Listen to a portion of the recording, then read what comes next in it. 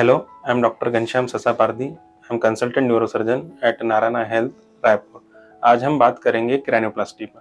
क्रेनियोप्लास्टी क्या है? क्रेनियोप्लास्टी एक ये रूटीनली होने वाली प्रोसीजर है जो न्यूरोसर्जरी में ऑलमोस्ट कॉमनली की जाती है। इसमें क्या होता है?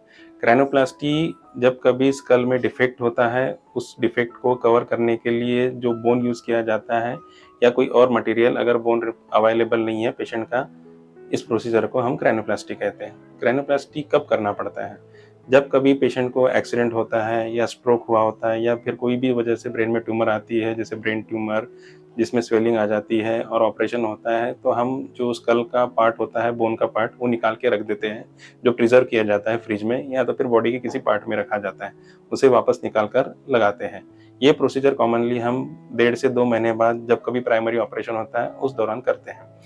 इस दौरान हम जो बोन का पीस बाहर रखा है प्रिजर्व करके फ्रिज में या बॉडी पार्ट में, उसे लगाते हैं, या तो फिर अगर वो बोन अवेलेबल नहीं है तो दूसरा जैसे आर्टिफिशियल मटेरियल होता है, टाइटेनियम, पीक या बोन सीमेंट, और भी ऑप्शंस होते हैं 3D प्रिंटिंग करके, वो कर हम बोन का डिफेक्ट कवर करते हैं।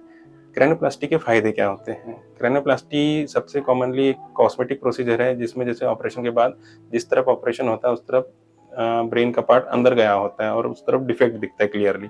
पेशेंट को एक कॉन्फिडेंस नहीं होता रूटीन लाइफ में यहाँ वहाँ जाने के लिए, वो कवर हो जाता है और पेशेंट अपने प्रीवियस कंडीशन में आ जाता है, तो उसको एक कॉन्फिडेंस मिलता है। दूसरा, ब्रेन को प्रोटेक्शन मिलती है क्योंकि वो प्रीवियस स्टेज में आ जाता है और बोन की कवरिंग आ जाती है।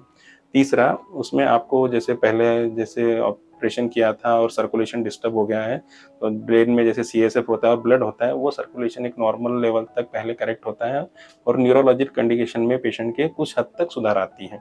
ये क्रेनियोप्लास्टी के मेन फायदे हैं। Thank you.